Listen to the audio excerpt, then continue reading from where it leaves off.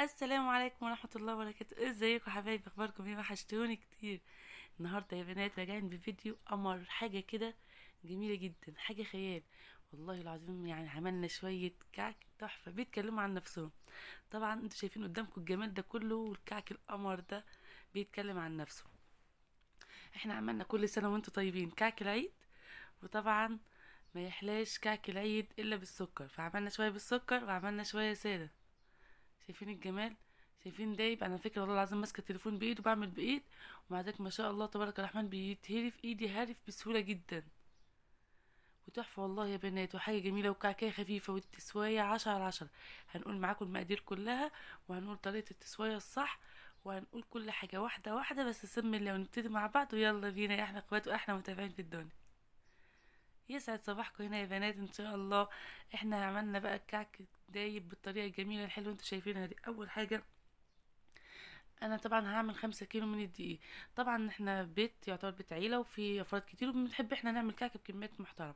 والسنه دي هنعمله على السخن. انا السنه اللي فاتت عملته على البارد، اللي حب ان هو يشوف فيديوهاتي على البارد يرجع لها، واللي حب ان هو يشوفه على الطريقه السخن يسيبه هنا. وانا هسيب لكم اللينك الفيديو بتاع الكعك على البارد في صندوق الوصف باذن الرحمن.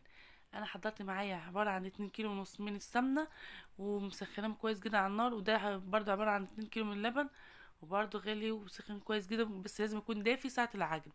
وانا بجيب معايا الخميرة بتاعتي بقى، اللي هي عبارة عن باكو خميرة فورية وحتة صغيرة كده من الخميرة الكبيرة كانت موجودة عندي. قلنا نحط اتنين على بعض مفيش أي مشكلة. وحطيت نص كيس من السكر. وطبعا السمسم مجهزاه ومحمصاه. اللهم صل على النبي. الروايح بقى على حسب ما تحبي، وباكو بيكنج باودر، الروايح فانيليا، ورايح ريحه الكعك والحوارات دي كلها. وفي طبعا ريحه السمنه البلدي بتخلي معاكي الكعكات تجيب اخر الشارع، اكنك عاملاه بالسمنه البلدي، بيبقى حاجه تحفه. انا هنا بسم الله ما شاء الله تبارك الرحمن. دخلت الدقيق بتاعي كويس جدا، دول 5 كيلو يا بنات. وبنزل عليه بالسمسم، وبعد كده بنزل عليه بالسمنه. شايفين ما شاء الله ما شاء الله اللهم بارك. السمنة جميلة جدا، والدقيق كده كله ياخد يد مع بعض. دلوقتي طبعا احنا بنقلب الأول بمعلقة عشان السمنة سخنة. شايفين؟ شفتوا السمنة عمالة تغلي كده، بس كانت بردت برضو شوية على الأول. بس كانت جميلة والله، وكانت ريحتها فظيعة. وده بيرجع لنوع الدقيق ونوع السمنة. احنا طبعا بنجيب دقيق متعدد الاستخدامات. هو الدقيق بتاع الكعك غالي شوية، فاحنا مفيش مشكلة، بس كل اللي فيها دقيق يكون مكتوب عليه متعدد الاستخدامات، ينفع لكل حاجة. بيكون سعره كويس، وبيكون يعني ايه في متناول الايد، وكلنا بنعرف نشتغل بيه ان شاء الله. وهتعملي الكعك بطريقه سهله جدا، مش هيبقى صعب عليكي تاني، ولا هتشتري من الافران. هتعمليه في البيت بطريقه سهله، وصدقوني كل اللي هيجرب بيها هيعملوا كعك ممتاز، وهيقول بسم الله ما شاء الله اللهم بارك يا رب. زي ما انتم شايفين بنبس بقى الكعكيه بتاعتنا كده، بنبس الدقيق بالسمنه كده. احنا ما حطيناش غير الدقيق والسمسم، واللهم صل على النبي. السمنه طبعا السمنه بتكون دافيه يا بنات، احنا غاليينها بتكون سخنه. فانت شوفي ايدك هتقدري تنزلي فيه امتى، تنزلي فيه بايدك، مش هتقدري قلبي بالمعلقه شويه لغايه ما السمنه تبرد معاكي شويه. لان النقطه بتاعت السخنه دي مهمه، بتخلي الكعكه تعيش معاكي فتره اطول. وطبعا دي طريقه جدتي وجدتك، والطريقه القديمه الجميله اللي بتخلي الكعكه دايبه دوب، وبتبقى طريقه 10/10. انا زي ما قلت لكم عملته معاكم قبل كده على القناه بطريقه المحلات، الطريقه اللي هي على البارد. لكن المرة دي انا قلت نعمله بالطريقة اللي ايه، من السخن، عشان نجرب كل الطرق، وان شاء الله يطلعوا الاتنين احلى من بعض. وده بيرجع برضو بنوع السمنة ونوع الدقيق وطريقة التسوية حلوة انت وهي. طبعا احنا هنتكلم على التسوية ساعة ما نروح نسوي، وهقول لكم على كام خطوة كده تعملوها في التسوية تطلع معاكي الكعكاية خفيفة ونافشة وما شاء الله تبارك الرحمن. انا هنزل بقى بالروايح بتاعتي. طبعا الروايح ده حاجة زي ما تحب، انا بحب اجيب فانيليا، وبحب اجيب سمنة بلدي، وبحب اجيب روايح جوز هند. الحاجات دي بتطعم الكعكايه وتخليها جميله جدا، وتخلي الريحه ايه ما شاء الله تبارك الرحمن. دي باكل فانيليا. باكل فانيليا ده يعني كبير ما شاء الله حلو، مش متوفر عندك ممكن تجيبي الايه الكيس الباكيهات اللي هي الصغيره دي. شايفين احنا ما بنلتش العجين خالص يا بنات، احنا بايه بندعك كده في العجين عشان كل حبه دقيق تتغلف كويس بالسمنه. تحس ان السمنه دخلت ودت كده، هو ده السر اللي بيخلي الكعكه تطلع معاكي دايبه وتطلع معاكي جميله جدا. طبعا احنا هننزل بقى بالخميره. دي الخميره بالدقيق بالسكر. هتقولي الكعكايه مش محتاجه، لا محتاجه، هتشد. خدي بالك بس في العجين هتلاقي العجينه بتشد معاكي، بتشرب السوائل وبتشد. هي محتاجه سوائل كتير لسه عشان تلم معاكي. يعني للناس اللي هتعجن لاول مره هتفكر ان العجينه خلاص كده السمنه ظبطته مش عايزه حاجه، بس لا، هي هتشد معاكي. شوفي بتشرب السوائل اللي هي الخميره واللبن وبتقول عايزه تاني يعني. يلا كل سنه وانتم طيبين يا احلى متابعين. حبايب قلبي واخواتي اللي وصلت معايا اللي عندي هنا، اتمنى بالله عليك رجاء تحط اللايك. حط اللايك يا احلى اخوات في الدنيا عشان الفيديو يترفع وكل الناس تستفيد وكل الناس تعمل مكعك ان شاء الله، ويجعله عيد سعيد علينا وعليكم اللهم امين. شايفين العجينه بتشد ازاي يا بنات؟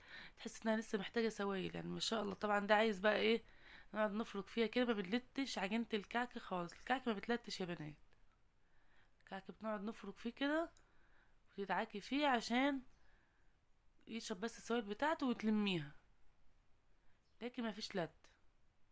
هننزل بقى بالسوائل الباقيه اللي هو اللبن الدافي، وطبعا بتنزلي بيه حبه حبه. انا هنا خد معايا يعني عباره عن كيلو ونص او 2 كيلو الا ربع من اللبن، واللبن بيكون دافي.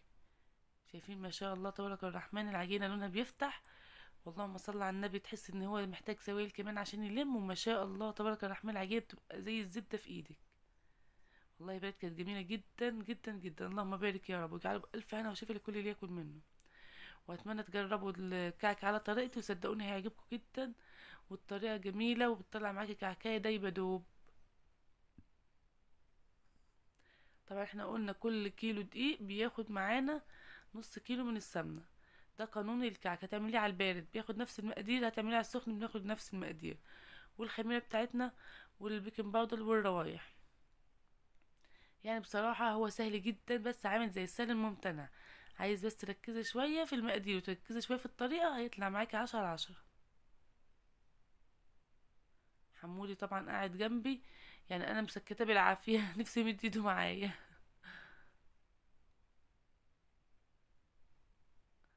شايفين ما شاء الله اللهم بارك، العجينة بدأ لونها يفتح معاكي ما شاء الله، وتطلع معاكي والله كعكية جميلة جدا. شايفين اللبن؟ طبعا احنا بنلم اللبن ده كويس جدا عشان ما يقعدش في ايه في كام. طبعا الكعك عايز مجهود يا بنات وعايز صحة، فشدوا حيلكم. يعني طبعا اللي عندها عجان بقى 10/10، ما عندهاش عجان مفيش مشكلة، احنا نعجن بايدينا يعني. بسبوسة تقولك ما تنسوش اللايك، حطوا اللايك عشان بسبوسة وهنا. وكل العيال كانت قاعدة، والله كانت قاعدة جميلة، وكانت اختي عندي بعيالها بقى، وكانت ليلة ايه، كانت زيطة. بس طبعا المقطع ده هم رفضوا ان هم يطلعوا، فما فيش مشكلة، انا شلت المقطع اللي هم فيه. بس والله كانت قاعدة جميلة، والقعدة العائلية حلوة كده، واحنا كل العيال كده عمالة تلعب، وكانت حاجة ما شاء الله اللهم بارك. ربنا يا رب يلمنا دايما في الخير، اللهم امين، احنا واياكم يا رب، ما احنا حد من اهله ومن حبايبه ابدا. دي ماما حبيبه قلبي ست الكل، جايه يعني تشوفي العجينه عامله ايه، ما تحرمش منك يا رب، يا امي خليكي ليا يا رب، اللهم امين. والسنه الجايه تكوني احسن واحسن يا رب. شايفين يا بنات احنا بنجرب العجينه بعد ما نحس انها كده يعني، عشان نشوف سويلها خلاص كفايه ولا نحط تاني. بكور حته كده زي ما انتم شايفين، شقت معاكي بقى لسه عايزه سوائل، فدي لسه عايزه هنا سوائل تاني. هنحط شويه كمان ونلمهم شويه كمان. الخطوه دي مهمه جدا تعرفي بيها انت عجينتك خلاص اكتفت ولا لسه. طبعا انا هنا كنت نسيت البيكنج باودر، وماما حبيبتي بتقول لي انت نسيتي البيكنج باودر يا دودي حطيه، قلت مفيش مشكله نحطه تاني. فحطيته تاني ونبدا نلم تاني بقى. فاوعوا تعملوا زيي وتنسوا البيكنج باودر.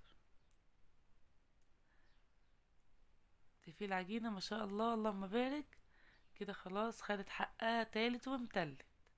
شايفين؟ لا في تشققات ولا في اي حاجه، طلعت عجينه ملسه وجميله وتحفه وبسم الله ما شاء الله.